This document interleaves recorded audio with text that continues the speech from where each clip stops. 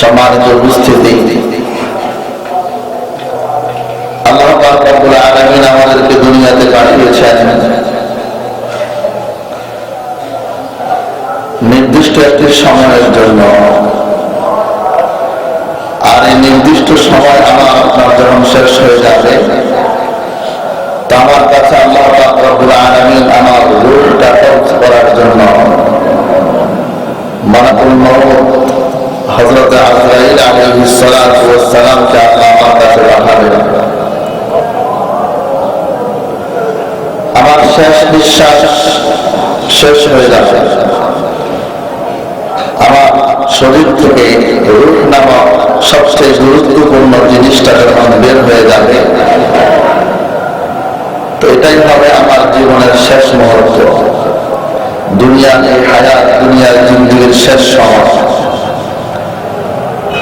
আর এই শেষ সময়টা যদি আমার ভালো হয়, আর এই শেষ নিঃশ্বাস ত্যাগ করাটা যদি আমার ঈমানের সাথে হয়, তাহলে আমি কামিয়াব, সফলতা। আর শেষ নিঃশ্বাস ত্যাগটা যদি ঈমানের সাথে না হয়, কালিমার সাথে না হয়, তো দুনিয়ার সব কিছু আমার ব্যর্থ। গাড়ি বাড়ি, টাকা পয়সা, মান সম্মান, মর্যাদা, নেতৃত্ব, ক্ষমতা, সব কিছু ব্যর্থ। এজন্যই রাসূলুল্লাহ সাল্লাল্লাহু আলাইহি ওয়াসাল্লাম বলেছেন, ইন্নামাল আ'মালু বিল খাওয়াতিম, সমস্ত আমল শেষ পরিণামের উপর নির্ভরশীল। আমরা বলি কি শেষ ভালো না, সব ভালো না। আল্লাহু আকবার। এই জন্য যার শেষ ভালো হবে তার সবকিছুই ভালো। রাসূলুল্লাহ সাল্লাল্লাহু আলাইহি ওয়াসাল্লাম অন্য হাদিসে ইরশাদ করেছেন, তামুতুনা কামা তাঈশুন, তোমরা দুনিয়াতে যেমন জীবন যাপন করবে তোমাদের মৃত্যুটা তেমনই হবে। ছোট্ট একটি কথা, কিন্তু অনেক বড় দামি কথা। তামুতুনা কামা তাঈশুন, যেভাবে তোমার জীবন যাপন, মৃত্যুটা তোমার তেমনই হবে। আমার জীবন যাপন, দুনিয়ার এই জীবন যাপন যদি প্রশংসনীয় হয়, মৃত্যুটা প্রশংসনীয় হয়। দুনিয়ার জীবন যাপন যদি আমার অপছন্দনীয়, অপ্রশংসনীয় হয়, মৃত্যুটাও অপ্রশংসনীয়ই হবে। এখন প্রশংসনীয় জীবন যাপন কোনটাকে বলা হয়? যে জীবন যাপন কোরআন সুন্নাহ অনুযায়ী হয়। কেউ ঠিক না? যে জীবন যাপন কোরআন সুন্নাহ ভিত্তিক, সেটাই হলো প্রশংসনীয় জীবন যাপন। যে জীবন যাপন কোরআন সুন্নাহ বহির্ভূত, যে জীবন যাপন দ্বীনে শরীয়ত বহির্ভূত, যে জীবন যাপন রাসূলের সুন্নাহ পরিপন্থী, ওই জীবন যাপন হলো অপ্রশংসনীয়। অতএব রাসূলের ভাষায় তার মৃত্যুটাও হলো অপ্রশংসনীয়। নাউযুবিল্লাহ। এজন্য আল্লাহ পাক রব্বুল আলামিন কোরআনে কারীমের সূরা কাহফের শেষ আয়াত, আল্লাহ পাক রব্বুল আলামিন বলছেন, فمن كان يرجو لقاء ربه فليعمل عملا صالحا ولا يشرك بعبادة ربه أحدا. الله أكبر. الله رب العالمين বলেন, فمن كان يرجو لقاء ربه, অতএব তোমাদের মধ্যে যে ব্যক্তি তার রবের সাক্ষাতের আশা রাখে, তার রবের সাক্ষাতের আশা যে রাখে, فليعمل عملا صالحا,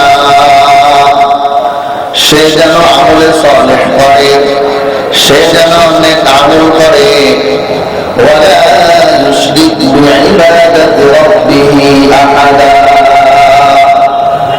এবং এক নম্বর আমলে সালেহ করবে, নেক আমল করবে, আর দুই নম্বর হলো তার রবের সাথে সে যেন কাউকে শরীক না করে। তাহলে আল্লাহ পাক রব্বুল সূরা কাহফের শেষ আয়াতে যারা আল্লাহর সাথে সাক্ষাতের আশাবাদী তাদেরকে আল্লাহ বলেছেন, তুমি যদি আমি রবের সাক্ষাতের আশাবাদী হয়ে থাকো তো তুমি ফালইয়ামাল আমালান সালিহা, সে যেন নেক আমল করে, সে যেন নেক আমল করে, এমন আমল করবে যে আমলের মধ্যে কোনো লৌকিকতা থাকবে না, যে আমলটা হবে একমাত্র আল্লাহর সন্তুষ্টির জন্য। আর রবের সাথে সে যেন কাউকে শরীক না করে, শিরকের গুনাহে সে যেন লিপ্ত না হয়। আল্লাহু আকবার। এজন্য প্রিয় ভাইরা, শেষ ভালোটার সব ভালোটা। আজকে আমরা আলোচনা শুনব ঈমানে মৃত্যু লাভের উপায়, কিভাবে কি কি আমল করলে ঈমানে মৃত্যু হবে। আমলগুলো জানার দরকার আছে না নাই? কোন আমলগুলো আমার ঈমানে মৃত্যুর জন্য সহায়ক? আল্লাহু আকবার। আমরা আলোচনা শুনতেছিলাম যে শেষ ভালোটা সব ভালোটা, ইন্নামাল আমালু বিল খাওয়াতিম। তো শেষটা হলেই তো আমি আমার রবের সাথে সাক্ষাৎ হবে। আর রবের সাক্ষাতের আশা যদি আমি আশাবাদী হয়ে থাকি তো আমাকে নেকের আমল করতে হবে। তাফসীরের মধ্যে আমরা শুনেছিলাম নেক আমল কাকে বলে। হযরত ওসমান গনি রাদিয়াল্লাহু তাআলা বলেছেন, নেক আমল বলে যে আমলের মধ্যে কোনো লৌকিকতা থাকে না, লোক দেখানো আমল না। নামাজ পড়েছি, মানুষ নামাজি বলবে, মানুষকে দেখিয়ে দেখিয়ে লম্বা নামাজ পড়লাম, লম্বা সিজদা রুকু করলাম, মানুষকে দেখানোর জন্য নামাজ পড়লাম। সামাজিক নামাজি, রাজনৈতিক নামাজি আছে না? সারা বছর নামাজ পড়ে না, ভোটের সময় মসজিদ ছাড়ে না। কি বলেন? হ্যাঁ, মসজিদে ঘন ঘন আসে তখন। এমন রাজনৈতিক ঈদের নামাজের ঘোষণা দেয়, তা আমাদের অমুক মাঠে সালাতুল জানাজার নামাজ এতটার সময় অনুষ্ঠিত হবে। শুনেন না আপনারা? ঈদের নামাজের ঘোষণা দেয় সালাতুল জানাজা, এমন নামাজি আর কি। এমন নামাজি না, বরং নেক আমল বলে যে সমস্ত আমলগুলো আল্লাহর জন্যই করবে, মানুষকে দেখানোর জন্য না। এটা হলো নেক আমল, যে আমলের মধ্যে কোনো লৌকিকতা নাই, মানুষের বাহবা পাওয়ার জন্য করা হয় না। আল্লাহু আকবার। এমন নেক আমল করলেই আল্লাহর সাক্ষাৎ পাওয়া যাবে। আমার ঈমানটা, মৃত্যুটা ঈমানে মৃত্যু হবে। ফুলসিরাত তো আমাকে আপনাকে সবাইকে পাড়ি দিতে হবে। ফুলসিরাত কে পাড়ি দিতে পারবে? দুনিয়াতে যার শরীয়ত যত মজবুত থাকবে, দুনিয়াতে শরীয়তের উপর যে যত মজবুত থেকে চলবে, শরীয়তের বিধিবিধানের উপরে যত মজবুত ভাবে জীবন যাপন করবে, সে তত সহজে ফুলসিরাত পাড়ি দিতে পারবে। আর যে যার দুনিয়াতে শরীয়ত ঠিক থাকবে না, দিন অনুযায়ী চলবে না, দুনিয়াতে যে দিনকে লঙ্ঘন করবে, দিনকে প্রত্যাখ্যান করবে, কোরআন সুন্নাহ দেখানোর পথকে প্রত্যাখ্যান করবে, সেও ফুলসিরাত থেকে প্রত্যাখ্যাত হয়ে যাবে। নাউযুবিল্লাহ। ফুলসিরাত সে পাড়ি দিতে পারবে না। প্রিয় ভাইরা আমার, এই জন্য ঈমানি মৃত্যু পাওয়ার জন্য আমাকে যে কাজগুলো করতে হবে, ওলামায়ে কেরাম কোরআন সুন্নাহ থেকে 10টি আমল, কতটি আমল? 10টি আমল। ভালো করে শুনবেন, আমল নিয়তে। সবাই তো ঈমানি মৃত্যু চাই, কি বলেন? চাই না? এটাই তো সফলতা। সারা জীবন নামাজ পড়লাম, রোজা রাখলাম, হজ করলাম, যাকাত দিলাম, সবকিছু করলাম, মৃত্যুর সময় কালিমা নসিব হলো না, ঈমান নিয়ে যেতে পারলাম না, কোনো লাভ আছে? এজন্য ঈমানি মৃত্যুর জন্য যে আমলগুলো করতে হবে, ওলামায়ে কেরাম কোরআন সুন্নাহ থেকে, কোরআন সুন্নাহ গবেষণা করে 10টি আমল এমন বের করেছেন, বান্দা যদি দুনিয়াতে এই 10টি আমল করে চলে তো বান্দার জন্য ঈমানি মৃত্যু, বান্দার মৃত্যুর সময় শেষ নিঃশ্বাস যখন বান্দার বের হবে মালাকুল মউত যখন হাজির হবে তো বান্দার জবানে অটোমেটিক কালিমা জারি হয়ে যাবে। সুবহানাল্লাহ। এক নম্বর আমল, প্রিয় ভাইরা, যুবক ভাইরা সবাই খেয়াল করে শুনবো। প্রথম আমলটা হলো নজরের হেফাজত, কুদৃষ্টি থেকে নিজেকে সংযত রাখা। কুদৃষ্টি, বদনজর, কুদৃষ্টি থেকে নিজেকে হেফাজতে রাখা। যুবক ভাইদের এই আমলটার প্রতি খুবই দরকার। আর পাশাপাশি আমাদের অনেক মুরব্বী বাবাও অনেক সময় আমরা পারি না, নজর চলে যায় বেগানা নারীর প্রতি। আল্লাহু আকবার। কুদৃষ্টি কাকে বলা হয়? কুদৃষ্টি বলা হয় যে কোন বেগানা নারীর প্রতি এমন মনোভাব, কামনাদের সাথে তাকানো, তাকে মনে মনে তাকে নিয়ে কল্পনা জল্পনা করা, খাহেসাদের সাথে কোনো মেয়ের দিকে তাকানো, বদনজর দিয়ে তার দিকে তাকানো, তাকে পাওয়ার আশা করা, তাকে নিয়ে পরবর্তীতে কল্পনা জল্পনা করা, কোন মেয়ের দিকে এমন দৃষ্টিতে তাকানো যে তাকে পাওয়ার আশা করা, তার দিকে খাহেসা মনের চাহিদা নিয়ে তাকানো, এটাই হলো কুদৃষ্টি। নাউযুবিল্লাহ বলবেন না। আল্লাহু আকবার। দেখেন কুদৃষ্টি কত খারাপ। একটা মহিলা, একজন স্ত্রী তার স্বামীকে বলে যে আমি তোমার সবকিছু বরদাস্ত করতে পারি, তোমার ঘরে আমি না খেয়ে থাকতে পারি, পুরো তোমার জুলুম নির্যাতন সহ্য করতেও আমি রাজি আছি, কিন্তু তুমি কোন নারীর দিকে তাকাবে, কোন নারীর সাথে কথা বলবে, এটা আমি বরদাস্ত করতে পারি না। ঠিক না? বুঝতে এখানেও শিক্ষণীয় বিষয় আছে যে একটা নারী সব বরদাস্ত করতে পারে, স্বামী অন্যের দিকে তাকাবে এটা বরদাস্ত করতে পারে না। ঠিক তদ্রুপ আমার রব, আমি যখন অন্যের দিকে তাকাই তা আমার রব কি এটা বরদাস্ত করবে?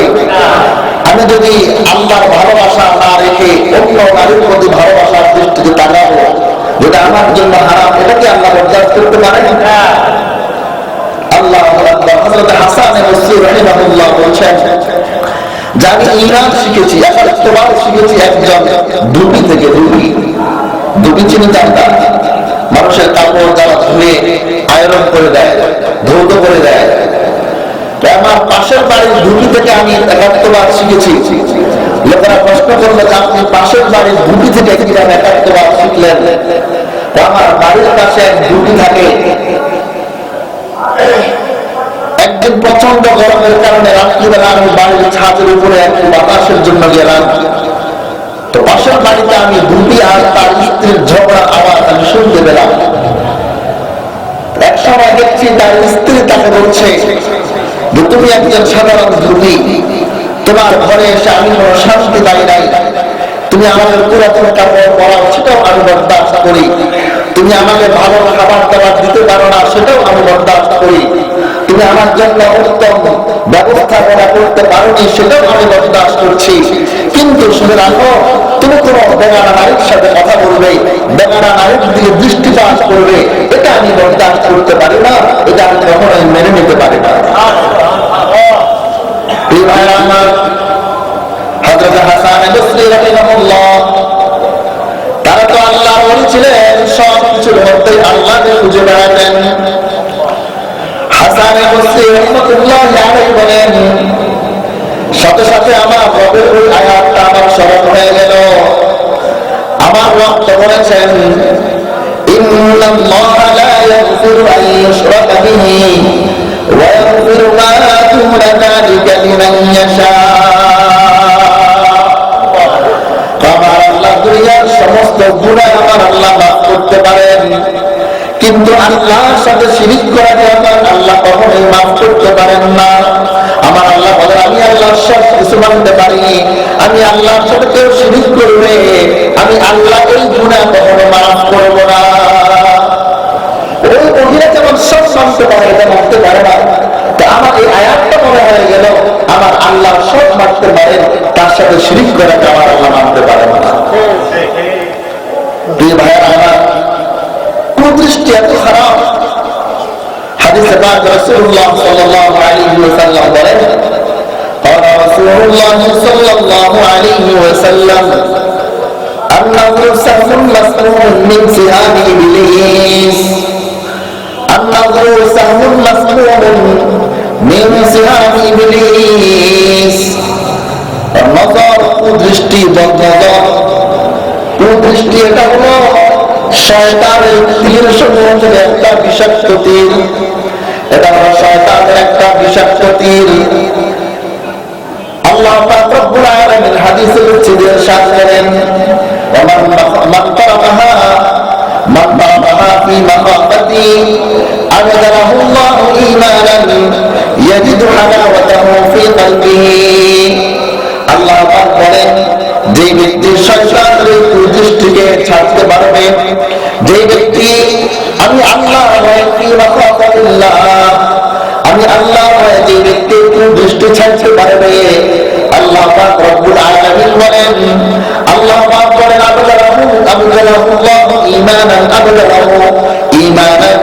আল্লাহ পাক রব্বুল আলামিন তার ঈমানকে পরিবর্তন করে দিবেন। ইয়াজিদু হালাওয়াতাহু ফি কলবিহি, ফলে সে তার কলবের মধ্যে, তার অন্তরে ঈমানের স্বাদ পাবে।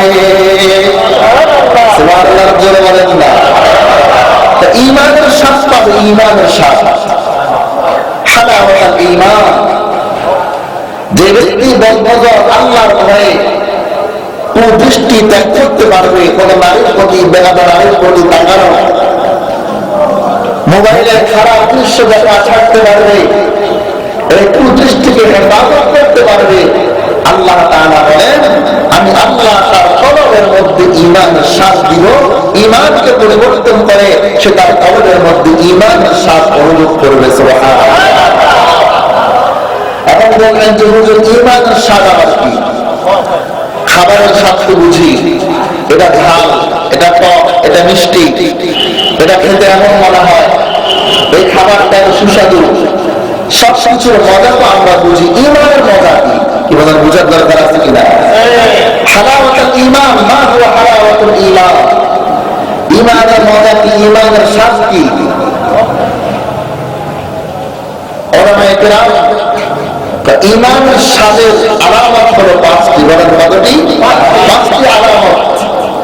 এই পাঁচটি আলামত যদি কেউ নিজের মধ্যে অনুভূত করে, অনুভব হয়, তো বুঝবে সে নিজে ঈমানের স্বাদ পাচ্ছে। সুবহানাল্লাহ।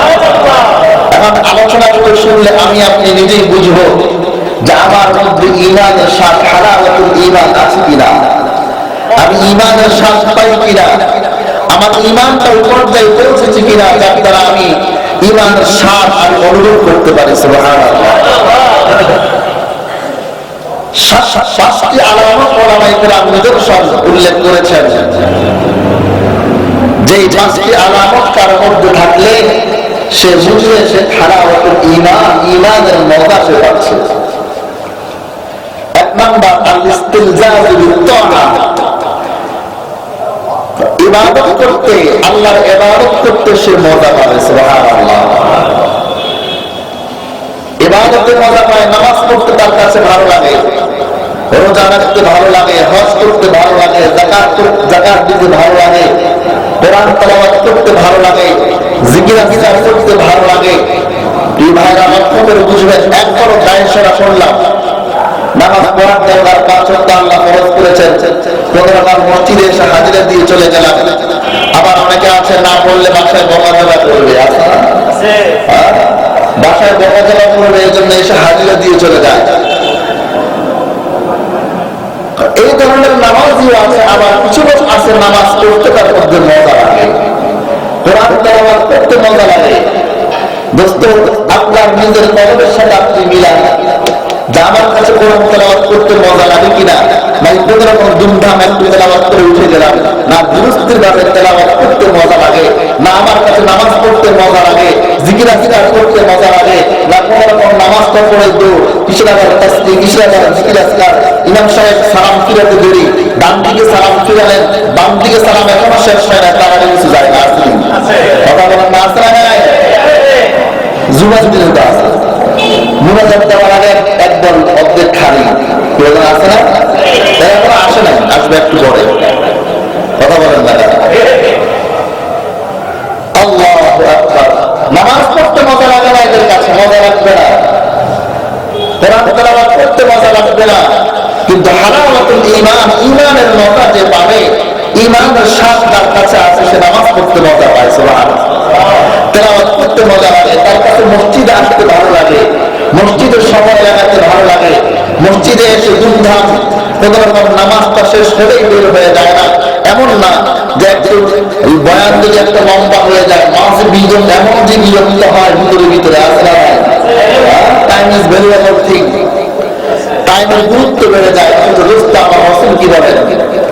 قال رسول الله صلى الله عليه وسلم المؤمن في المسجد كالسمك في الماء। سبحان الله। আমার পয়গম্বর বলেন المؤمن في المسجد كالسمك في الماء। মা মানে পানি, সামাক মানে মাছ। মাছ যেমন পানির মধ্যে শান্তি পায়, মাছ যেমন পানি থেকে উপরে উঠতে চায় না, মাছ যেমন পানির মধ্যে মজা পায়, আমার রাসূল বলেন ঈমানদার ব্যক্তি মসজিদে তেমন মজা পায়। যে ঈমানের স্বাদ পাবে তার কাছে মসজিদে বেশি সময় দিতে ভালো লাগবে, ঈমানদার মসজিদে বেশি সময় দিবে। ঈমানদার ব্যক্তি মসজিদে বসে থাকবে, মসজিদে বসে বসে কোরআন তেলাওয়াত করবে, মসজিদে বসে বসে জিকির আজকার করবে, মসজিদ ছেড়ে যায় না। আজকে সবার পরে যাবে সবার আগে প্রকৃতি ঈমানদার কি বলেন? কথা বলেন। আজকে সবার পর যাবে সবার আগে, নামাজ তো পড়ে না, সপ্তাহে একদিন আসে, তাও আবার সবার পরে যায় সবার আগে। অবস্থ কথাগুলো হৃদয় থেকে বলছি, কেমন মুসলমান মসজিদের সময় দিতে ভালো লাগে না? বুঝেন আপনার মধ্যে হালাওয়াতুল ঈমান নাই, ঠিক কিনা বলে? আপনার মধ্যে ঈমানের স্বাদ নাই, ঈমানের মজা নাই, এজন্য নামাজ একটু লম্বা হলে ভালো লাগে না। অমুক মসজিদ ইমাম সাহেব লম্বা কেরাত করে ভালো লাগে না, নামাজের মধ্যে একটু লম্বা সিজদা হলে ভালো লাগে না, লম্বা কেরাত হলে ভালো লাগে না, লম্বা নামাজ হলে ভালো লাগে না, লম্বা তেলাওয়াত হলে ভালো লাগে না, লম্বা তাফসীর হলে ভালো লাগে না, কিছুই ভালো লাগবে না, মসজিদে বসতে তার কাছে ভালো লাগে না। ও দোস্ত, আমার পয়গম্বর বলেন আল মুমিনু ফিল মাসজিদ কাসসামাকি ফিল মা। মাছ যেমন পানিতে শান্তি পায়, প্রকৃতি ঈমানদার মসজিদে তেমন শান্তি পায়। ইমাম সাহেব যদি 1 মিনিট 2 মিনিট দেরি করে আর সহ্য হয় না, একবার হাত করি, একবার দেয়াল করি, এটা একবার ওটা একবার, পিছনে একবার, চোখ সব ঘুরে পিছনের দিকে কথা বলেন, ঠিক কিনা? সামনের দিকে চোখ থাকে না, টাইম ইজ ভ্যালুয়েবল থিং। অথচ আমার পয়গম্বর বলেন قال رسول الله صلى الله عليه وسلم الملائكة تصلي على أحدكم ما دام في مصلاه الذي صلى فيه ما لم يحدث تقول اللهم اغفر له اللهم ارحمه। على حديث আমার পয়গম্বর বলেন لا يزال أحدكم في صلاته ما دامت الصلاة تحبسه। আমার পয়গম্বর বলেন তোমাদের কোন ব্যক্তি মসজিদে এসে যতক্ষণ পর্যন্ত নামাজের অপেক্ষায় বসে থাকে, যতক্ষণ পর্যন্ত নামাজকে সামনে রেখে নামাজের অপেক্ষায় বসে থাকে, আমার পয়গম্বর বলেন ও উম্মত, ওই লোকটা যদিও নামাজ পড়ছে না, আমার পয়গম্বর বলেন ফেরেশতারা তার আমলনামে নামাজের সওয়াব লিখতেই থাকে। ফরমালিটি নির্দিষ্ট টাইমে নামাজ দাঁড়ানো। পয়গম্বর বলেন লা তাকুমু হাত্তা তারাউনি, আমাকে না দেখে তোমরা দাঁড়াবে না। কথা বলেন না? রাসূল বলেন আমি যখন মসজিদে আসব তখন জামাত হবে। লা তাকুমু হাত্তা তারাউনি, আমাকে না দেখে তোমরা দাঁড়াবে না। অবস্থার জন্য যদি মাঝে মাঝে এমন হয়ে যায় তো আমি যে 1 মিনিট 2 মিনিট 3 মিনিট দেরি হলো, আমার আমলনামায় নামাজের সওয়াব লেখা হলো কি হলো না জোরে বলেন? এটা কি আমার কথা না রাসূলের কথা? পয়গম্বর বলেন লা ইয়াসালু আহাদুকুম ফি সালাতিহি, বুখারী মুসলিম শরীফের হাদিস, মুত্তাফাকুন আলাইহি। তোমাদের কেউ যতক্ষণ পর্যন্ত নামাজের অপেক্ষায় থাকে, আমার পয়গম্বর বলেন ফেরেশতারা নামাজ না পড়ে যদিও বসে আছো, তোমার আমলনামায় নামাজের সওয়াব লেখা হয়। এবার আসুন, নামাজের পরে যদি মসজিদে বসে থাকি কি লাভ? قال رسول الله صلى الله عليه وسلم الملائكة تصلي على أحدكم ما دام في مصلاه الذي صلى فيه। পয়গম্বর বলেন, তোমাদের কোন ব্যক্তি যদি নামাজ পড়ার পরে নামাজের মুসল্লায় বসে থাকে, যে স্থানে নামাজ পড়েছে ওখানে যদি কিছুক্ষণ বসে থাকে, জিকির আজকার করে বা লাম ইয়াহদিস, তার সাথে দুনিয়াবি কোনো কথাবার্তা না বলে নামাজের জায়গায় বসে থাকে, আমার পয়গম্বর বলেন ফেরেশতারা তার জন্য দোয়া করতে থাকে। কেমন দোয়া? ফেরেশতারা বলে আল্লাহুম্মা ইগফির লাহু, আল্লাহুম্মা আরহামহু, ও আল্লাহ তোমার এই বান্দা নামাজ পড়ে নামাজের মধ্যে এখনো বসে আছে, দৌড় দেয় নাই, মসজিদ থেকে দৌড় দিয়ে বের হয়ে যায় নাই, এখনো মুসল্লায় বসে আছে। ফেরেশতারা দোয়া করে আল্লাহুম্মা ইগফির লাহু, ও আল্লাহ তুমি তোমার এই নামাজি বান্দাটাকে মাফ করে দাও। আল্লাহুম্মা আরহামহু, ও আল্লাহ তুমি তোমার এই বান্দার উপরে তোমার রহমত নাযিল করো। ও দোস্ত, তাহলে নামাজ পড়ে কিছুক্ষণ ফরজ নামাজ পড়ে যায় নামাজে বসে বসে জিকির আজকার করবেন, কিছুক্ষণ আল্লাহ আল্লাহ বলে ডাকবেন, কিছুক্ষণ যায় নামাজে বসে থাকবেন, তাহলে মসজিদের সময় দিলে লাভ না ক্ষতি? ধরে বলেন, মসজিদে 5 মিনিট 10 মিনিট দেরি হলে লাভ না ক্ষতি? মসজিদে 5 মিনিট 10 মিনিট একটু বসে থাকলে লাভ না ক্ষতি? ও দোস্ত, এটা আমার কথা না, আমার রাসূলের কথা। ফেরেশতার দোয়া যদি পেতে হয়, ফেরেশতারা তো মাসুম, কোনো গুনাহ নাই। ফেরেশতা যদি আমার আপনার জন্য দোয়া করে আল্লাহুম্মা ইগফির লাহু, আল্লাহ তুমি তোমার বান্দাকে ক্ষমা করে দাও, আল্লাহুম্মা আরহামহু, হে আল্লাহ তুমি তোমার বান্দার উপরে রহমত নাযিল করো, ফেরেশতা দোয়া করবে অটোমেটিক আমার রব আমাকে ক্ষমা করে দিবে। এজন্য মসজিদের সময় কম না বেশি? আর যদি বলেন কম না বেশি? আজকে আগে আজকে পরে যাবো আগে, কথা বলেন নাকি আজকে আগে যাবো পরে? কথা বলেন, আজকে আগে যাবো পরে। আমার রাসূল বলেন ওই ব্যক্তি সবচেয়ে উত্তম ব্যক্তি যে মসজিদে আগে আসে সবার আগে আর যায় সবার পরে। আর নিকৃষ্ট হলো ওই ব্যক্তি যে আসে সবার পরে যায় সবার আগে। দোস্ত আমরা এই জন্য তাহলে কি বললাম, ঈমানের শ্বাস পাওয়ার প্রথম আলামত কি বলেছিলাম? ইবাদতে মজা পাবে কিভাবে? ইবাদতের মধ্যে মজা লাগবে, কিরাত লম্বা হলে ভালো লাগবে, নামাজ লম্বা করতে ভালো লাগবে, লম্বা রুকু দিতে ভালো লাগবে, লম্বা সিজদা দিতে ভালো লাগবে, লম্বা কোরআন তেলাওয়াত করতে ভালো লাগবে, জিকির আজকার করতে ভালো লাগবে, আল্লাহু আকবার দাঁড়িয়ে রাখতে মজা পাবে, আল্লাহর রাস্তায় বের হয়ে মজা পাবে, দ্বীনের উপরে চলে মজা পাবে, মসজিদের সময় দিয়ে মজা পাবে। কেমন মজা, কেমন মজা! রাসূল বলে দিলেন মাছ যেমন পানির মধ্যে মজা পায়, ঈমানদার ওই ব্যক্তি যে মসজিদে বসে মাছের মতো পানিতে মজা পায়। এজন্য মসজিদের সময় দিব তো ইনশাআল্লাহ।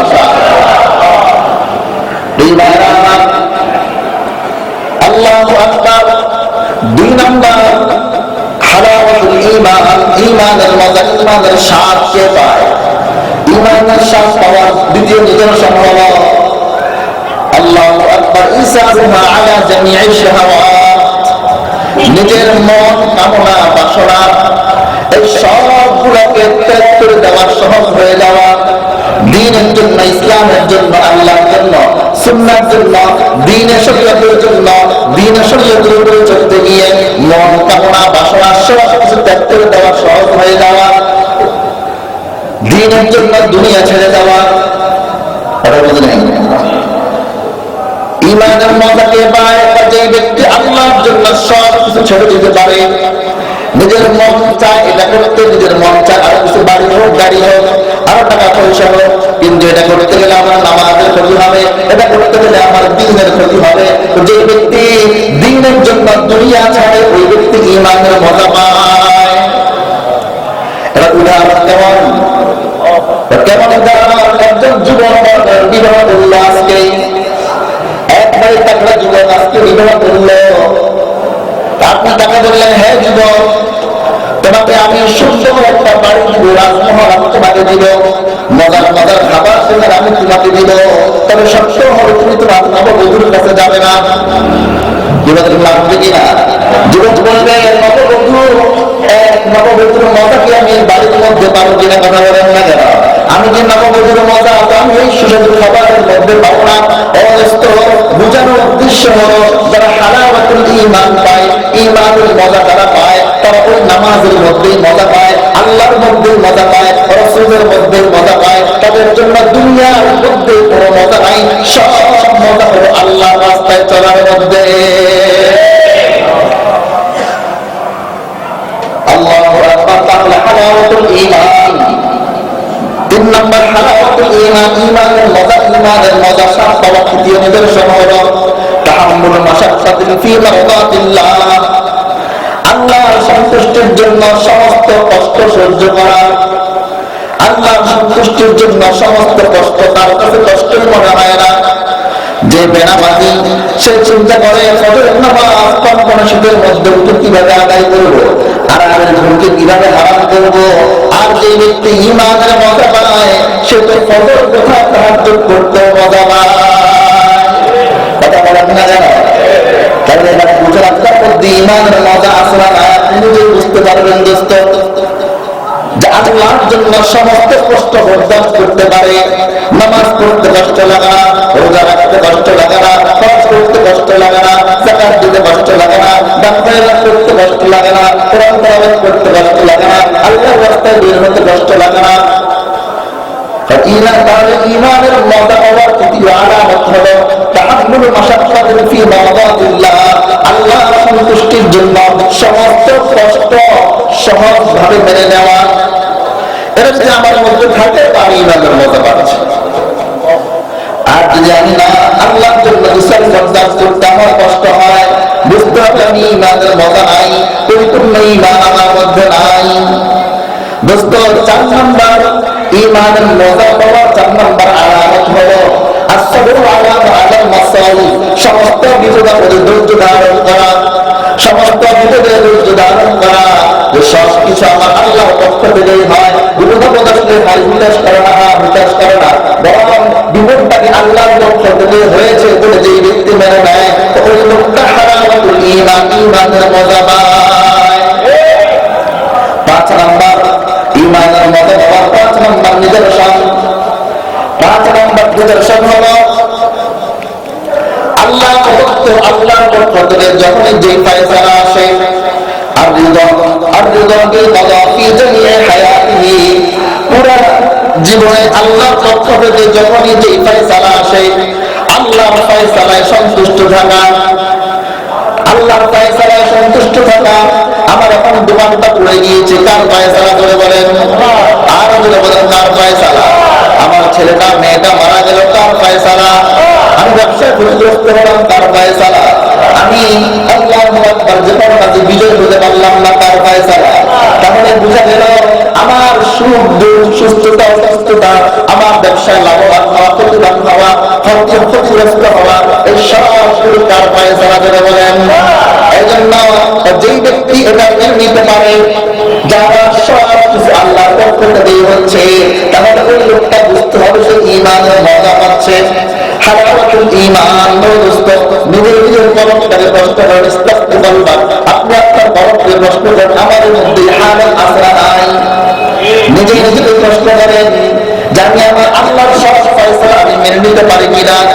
দোস্ত হাদিসে পাকে উল্লেখ হয়েছে সর্বপ্রথম লৌহে মাহফুজ যখন লিপিবদ্ধ করা হয়, তখন দিয়ে যখন লেখা শুরু করা হয়, সর্বপ্রথম যে লেখাটা লেখা হয়েছিল ওই লেখাটা ছিল আনাল্লাহ লা ইলাহা ইল্লা আনা মুহাম্মাদুর রাসূলুল্লাহ। আল্লাহু আকবার। আনাল্লাহ, লৌহে মাহফুজের প্রথম লেখাটা ছিল আনাল্লাহ, আমি আল্লাহ, লা ইলাহা ইল্লা আনা, আমি আল্লাহ ছাড়া কোনো মাবুদ নাই, মুহাম্মাদুর রাসূলুল্লাহ, আর দুনিয়াতে আমার একজন নবী আছে মুহাম্মদ, সে হলো আমার রাসূল। এটা হলো প্রথম জুমলা, প্রথম বাক্য। দ্বিতীয় বাক্যটাই লেখা ছিল আল্লাহ পাক রব্বুল আলামিনের নির্দেশে। দ্বিতীয় বাক্যটা লেখা ছিল যে ব্যক্তি মান বাদিয়া বিকদাই মান লাম ইয়ারদা মান লাম ইউসাল্লিম বিকদাই ولم يصبر على مصائبه ومن لم يشكر على نعمائه فليتق রব্বান সিওয়াহি। দ্বিতীয় বাক্যে আমার আল্লাহ লিখলেন যে ব্যক্তি মাল্লাম ইউসাল্লিম আলা কাদাই, যে ব্যক্তি আমার ফয়সালায় সন্তুষ্ট হয় না আর আমি আল্লাহর পক্ষ থেকে বিপদ অবলম্বন করে সবর করে না, আমি আল্লাহর নিয়ামতের শুকরিয়া আদায় করে না, ফাল্যাত্তাখিয রব্বান সিওয়াহি, সে যেন আমাকে ছাড়া আরেকজন রব খুঁজে নেয়। নাউযুবিল্লাহ।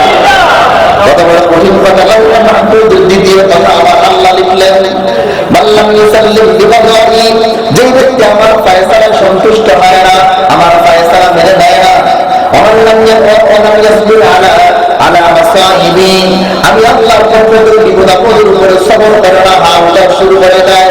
ওয়ালাম ইয়াশকুর আলা নিআমাতি, আমি আল্লাহর নিয়ামতের শুকরিয়া আদায় করে না। আল্লাহ বলেন ফাল্যাত্তাখিয রব্বান সিওয়াহি, সে যেন আমি রবকে ছাড়া দ্বিতীয় আরেকজন রব খুঁজে নেয়। নাউযুবিল্লাহ।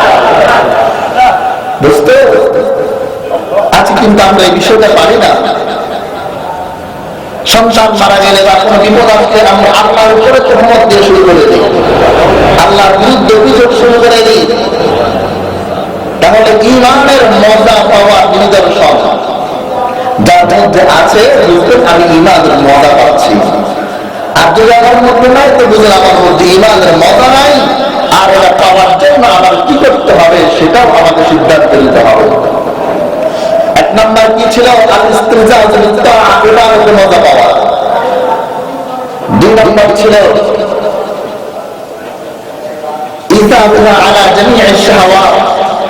নিজের মন বাসনা মনোকামনাকে আল্লাহর জন্য বিসর্জন দেওয়া, মনোকামনাকে বিসর্জন দেওয়া, তার জন্য সহজ হয়ে যাওয়া। তিন নম্বর ছিল তাহাম্মুলু মাশাক্কাতিন ফি মারাদাতিল্লাহ, আল্লাহর সন্তুষ্টির জন্য সমস্ত কষ্টকে সহ্য করে নেওয়া। চার নম্বর ছিল আসসাবরু আলাল মাসাইব, বিপদ আপদে সবর করা, ধৈর্য ধারণ করা। আর পাঁচ নম্বর নিদর্শন হলো আল-রিদা বিল কাদা ফি জামিই আহওয়ালি, জীবনের হায়াতের সর্বাবস্থায় আল্লাহর ফয়সালাকে সন্তুষ্ট চিত্তে মেনে নেওয়া। যার মধ্যে পাঁচটা নিদর্শন আছে, সে বুঝবে সে ঈমানের স্বাদ পাচ্ছে। বুঝতে এই জন্য এই নিদর্শনগুলো, এই আলামতগুলো আমাদের অর্জন করার দরকার। আসলে না জোরে বলেন মসজিদে বেশি বেশি সময় দিব তো ইনশাআল্লাহ। আল্লাহর পক্ষ থেকে যখন যা হয় তখন আমরা তাই মেনে নিব। তা আমরা মূল আলোচনা আমাদের চলতেছিল যে ঈমানের মৃত্যু, ঈমানি মৃত্যু পাওয়ার জন্য কয়টি আমল করেছিলাম? 10টি আমল। কয়টি আমল? 10টি আমল। যে ব্যক্তি 10টি আমল করবে তার জন্য ঈমানি মৃত্যু হয়ে যাবে। সুবহানাল্লাহ। আর 10টি আমল কোনো আপনার কিনা ওলামায়ে কেরাম যে নিজের থেকে নির্ধারণ করেছেন তা না, সবগুলো কোরআন সুন্নাহ থেকেই বের করেছেন। আজকে আমরা মাত্র এক নম্বরটা শুনলাম। এক নম্বরটা কি ছিল? কুদৃষ্টিকে হেফাজত করা, কুদৃষ্টি থেকে নিজেকে সংযত রাখা, নিজের নজরের হেফাজত করা। কারণ এই নজর, এই চোখের দৃষ্টির কারণে সমস্ত গুনাহ শুরু হয়। একটা নারীকে ভালো লাগা শুরু হয় দৃষ্টির মাধ্যমে, একটা নারীর প্রতি আকর্ষণ শুরু হয় দৃষ্টির মাধ্যমে। এই জন্য এই কুদৃষ্টিকে আমি নজরকে হেফাজত করবো, সমস্ত গুনাহ থেকে বাঁচা আমার জন্য সহজ হয়ে যায়। আর এই দৃষ্টিগুলা শয়তানের তীর, এই দৃষ্টি থেকে দৃষ্টিকে নজর রাখতে পারলে আল্লাহ কি বলেছেন? আল্লাহ তার মধ্যে তার অভাবে ঈমানের স্বাদ দিবেন। সুবহানাল্লাহ। আর ঈমানের স্বাদ পাওয়ার নিদর্শন বলছিলাম 5টা। তো আজকে আমরা শুধুমাত্র ঈমানি মৃত্যু পাওয়ার 10টি আমলের এক নম্বরটা নিয়ে কিছু আলোচনা করলাম। আল্লাহ পাক তৌফিক দিলে আগামী জুমাতে আমরা বাকি 9টা নিয়ে যদি আল্লাহ পাক তৌফিক দেন যে ঈমানি মৃত্যু সমাধান দরকার আছে না? এটা যদি না পাই তাহলে তো আর কোনো উপায় নাই। এই জন্য যারা ঈমানি মৃত্যু চাই তাদের 10টি আমল করতে হবে। আর আগামী জুমাতে আগে আগে মসজিদে এসে আলোচনাগুলো শুনে আমল করার চেষ্টা করতে হবে। রাজি আছেন ইনশাআল্লাহ? আল্লাহ আমাদের সবাইকে যে আলোচনাগুলো শুনলাম, আমাদের সবাইকে আল্লাহ কবুল করে ঈমানি মৃত্যু আল্লাহ আমাদের নসিব করুন। আমিন। ওয়া আখিরু দাওয়ানা